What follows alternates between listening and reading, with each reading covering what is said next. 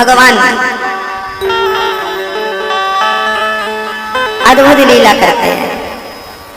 छोटे से कन्हैया एक दिन जानते हैं, माँ यशोदा कन्हैया को लेकर गई और यमुना में स्नान करने लगी। लाला को वहीं पास में घास के ऊपर बिठा दिया। भगवान घास के ऊपर बैठे, थोड़ी मिट्टी नजर आई, भगवान मिट्टी खाने लगे।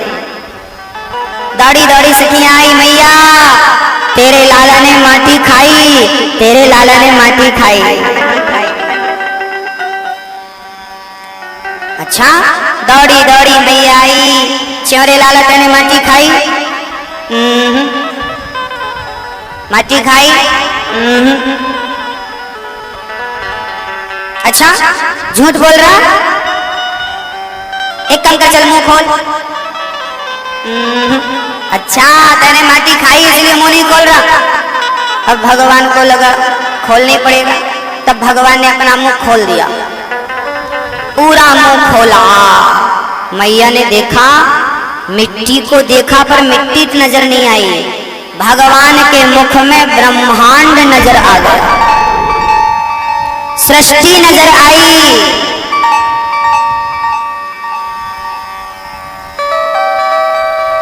नदियां, पहाड़, समुद्र नजर आया, पाताल लोक, बैकुंठ लोक, स्वर्ग लोक नजर आया। मैया ने देखा, भगवान कृष्ण के मुंह में संसार नजर आया। मैया ने बोला, राम राम, आंखें तो खराब नहीं हो गई? फिर आंखों को ऐसे ऐसे करके फिर देखा तो फिर भगवान के मुंह में संसार। अब मैया समझ गई, मेरो छोरा सचमुच भगवान है। तो वही तो यादारी के ने पूतना मार डाली। मैया भगवान को फूल चढ़ाए, उसके पहले भगवान ने मुंह बंद कर लिया। मैया बोली, आप भगवान हो? भगवान बोले, मैया मैं भगवान ना है, मैं भगवान नहीं हूं। तो कौन हो? अरे मैं तो आपका बेटा हूं, छोरा। तो तेरे मुंह में संसार नजर आया। कहां संसार नजर? मैया कुछ का कुछ देखती है, देख कुछ नहीं है। फिर दोबारा मुंह खोला मैया ने, फिर देखा कुछ नहीं। मैया को लगा, राम राम, आंखों पे दोष है, आंखों में जरूर कोई बीमारी हो गई। मैया भगवान ने जो दिखाया ना वो सब भूल गई। मैया सब कुछ दिखाया, सब भुला दिया। अब देखो भगवान सब कुछ दिखाते हैं, संसार मुख में है, फिर मैया भूल जाती है। ये लीला करने की क्या जरूरत थी? इस पर थोड़ा सा प्रकाश डालेंगे। ये लीला करने की क्या आवश्यकता थी? बोले जरूरत थी। क्या जरूरत थी? बोले कई लोग ऐसे हैं जो भगवान को पुरुष कहते हैं, ये साधारण पुरुष हैं।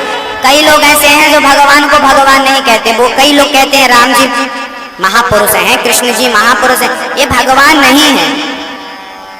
हमने कहा कि कोई महापुरुष अपने मुख में क्या ब्रह्मांड का दर्शन करा सकता है? भगवान ने ये लीला इसलिए रची क्योंकि आगे भगवान बाल लीला करने जा रहे हैं। कभी माखन चुराएंगे, कभी गोपियों के मक्खन के चोरी में कभी पकड़े जाएंगे तो गोपियां कान पकड़ेंगी, कभी छाछ के लिए नाचेंगे। ये साधारण से साधारण लीला भगवान करने जा रहे हैं। तो भगवान को लगा कहीं भक्तों को संदेह ना हो जाए कि ये कैसा भगवान गोपियों के पीछे पड़ा है, माखन खा रहा, कहीं लोग साधारण हमें ना समझ लें। इसलिए भगवान ने पहले मुख में ब्रह्मांड दिखाकर ये सिद्ध कर दिया कि मैं ही भगवान हूँ, पूर्ण ब्रह्म हूँ। अब साधारण लीलाएं करूंगा, कहीं तुम मोहित ना हो जाना, क्योंकि कई लोग ना समझने लगते हैं, अरे जो माखन चुराता वो भगवान कैसे हो सकता है? वो उनकी लीला है, वो उनकी लीला है। भाई हम में और उनमें अंतर है। कितना अंतर है?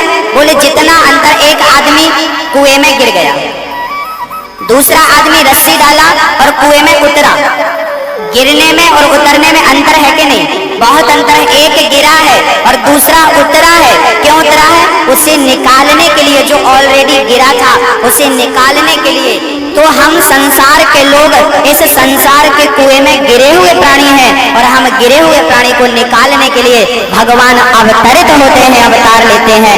विप्रधैन सुर संत हित लीन मनुज अवतार, वो अवतार लेते हैं और हमें आकर के कभी राम बनकर कभी कृष्ण बनकर आते हैं और हम पतित को पावन बनाते हैं। हम जैसे पतितों को पावन बनाने के लिए भगवान आते हैं, है ना। अनेक अनेक चर्चाएं भक्तों। एक सज्जन, एक संत जी वृंदावन में रहते थे, एक संत जी अयोध्या में रहते थे। एक दिन अयोध्या वाले संत ने वृंदावन वाले संत से कहा कि यार तुम्हारा कृष्ण जो है ना वो ठीक नहीं है। क्यों? टेढ़ा है, 16,108 ब्याह करता है, रास रचाता है, माखन चुराता है, गीता का ज्ञान टेढ़ा।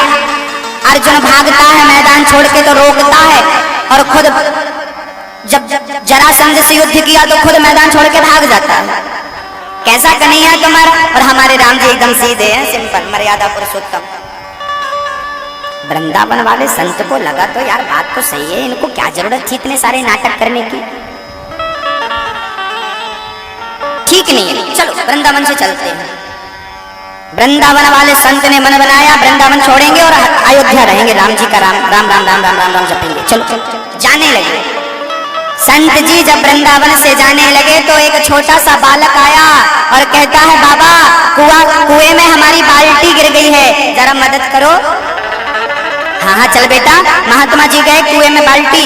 ये बालक क्या किया था, बाल्टी तो गिर गई थी पर सीधा सरिया डाल रहा था, सरिया में रस्सा बांधा और डाल रहा था।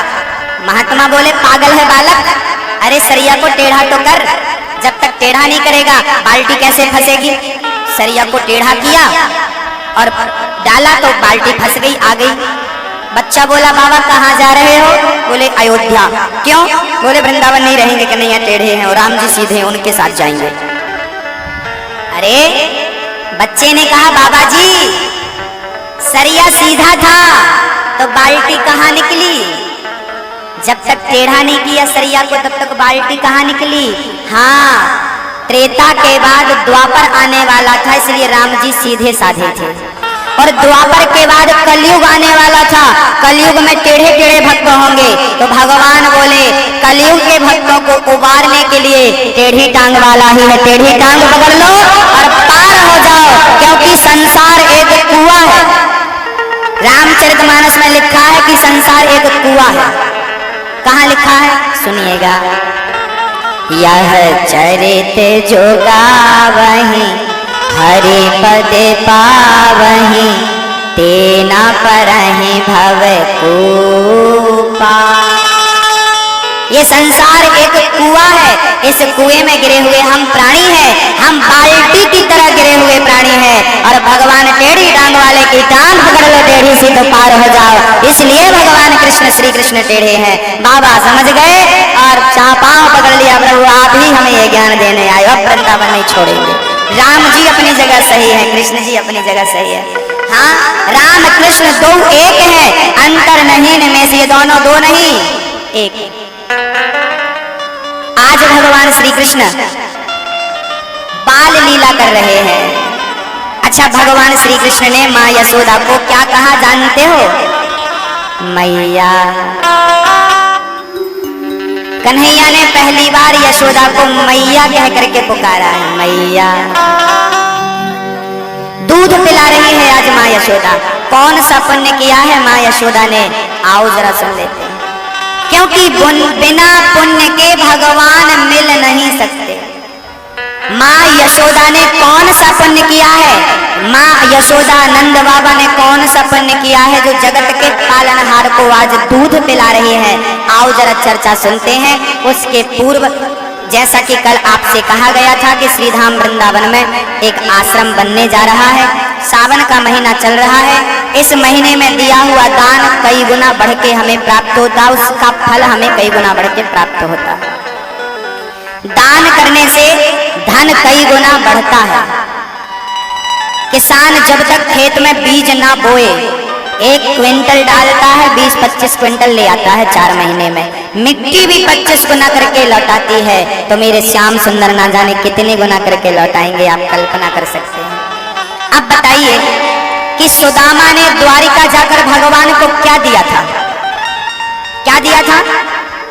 2 मुट्ठी चावल, 2 मुट्ठी चावल दिया सुदामा ने द्वारिकाधीश को, और 2 मुट्ठी के बदले फिर भगवान ने क्या दिया? मैया जी क्या दिया? भगवान ने क्या दिया? बोले 2 लोगों का मालिक बना दिया, 2 लोगों की संपत्ति लुटा दी। इतना सा लेता है, इतना सारा देता है, ये गुण तो केवल भगवान में ही पाए जाते हैं और किसी में नहीं। इसलिए भगवान से हमेशा यही कहना चाहिए कि प्रभु मुझे इस योग बनाओ कि मैं दान पुण्य करता रहूं। अच्छा, आप लाखों रुपए का रोज दान करें। एक उदाहरण सुनिएगा, आप लाखों रुपया का रोज दान करें, आपको इस योग्य बनना है कि हजारों रुपया आपको दान में मिले, इस योग्य बनना है। हम दान करने लायक हैं, हम लाखों रुपए रोज दान कर रहे हैं।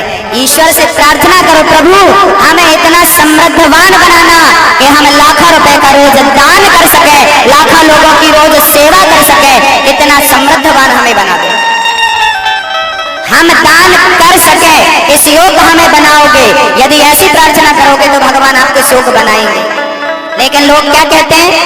मिलता रहे, देना ना पड़े, मिलता रहे, बस मिलता रहे, सबसे मिल जाए, देना ना पड़े। तो सबसे मिल जाए, देना ना पड़े, ये हाल तो भिखारियों का है। भिखारियों को मिलता बहुत है पर देना नहीं पड़ता उनको बिल्कुल। तो आपको भी यदि यही विचार है कि मिलता रहे, देना ना पड़े, तो फिर भगवान भिखारी बना देगा।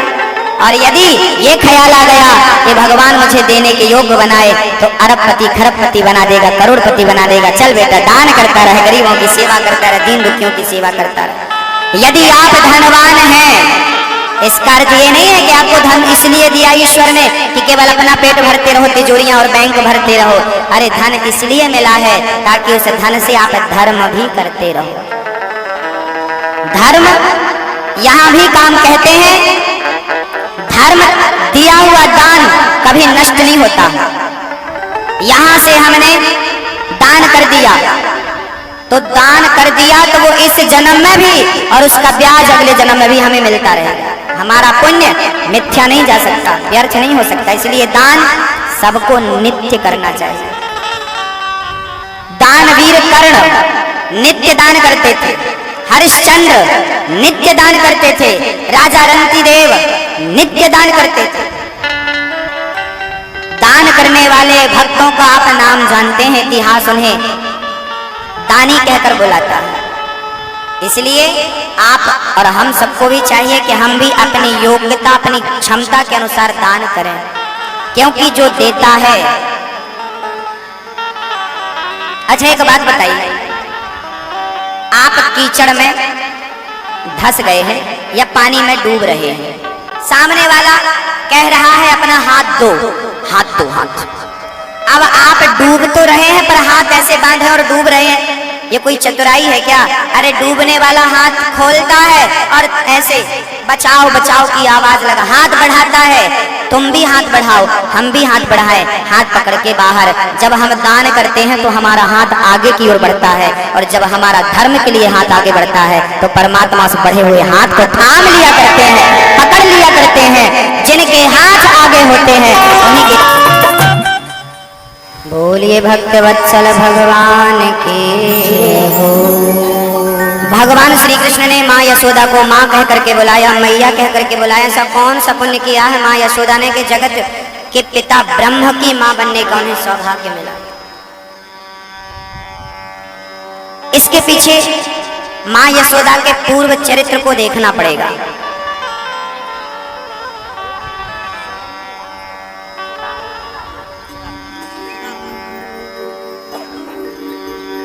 भक्तों, माँ यशोदा कौन थी पिछले जन्म में? ऐसा कौन सा पुण्य किया कि आज जगत का पालनहार गोद में बैठ करके दूध पी रहा है। कितना स्नेह है। ये यशोदा कौन थी? पिछले जन्म में ये यशोदा इन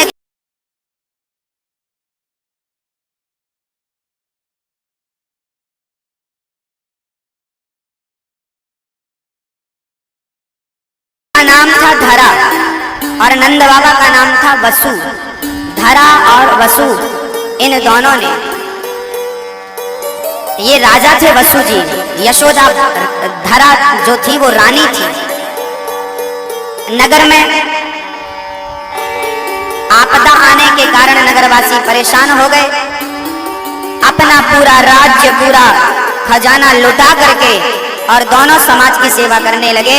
करते करते धरा और वसु दोनों के हृदय में परम वैराग्य हो गया और दोनों राज्य त्याग करके जंगल में जाकर भगवान का भजन करने लगे। धरा के कोई संतान नहीं थी, ये राजा थे पर कोई संतान नहीं थी धरा के गर्भ से।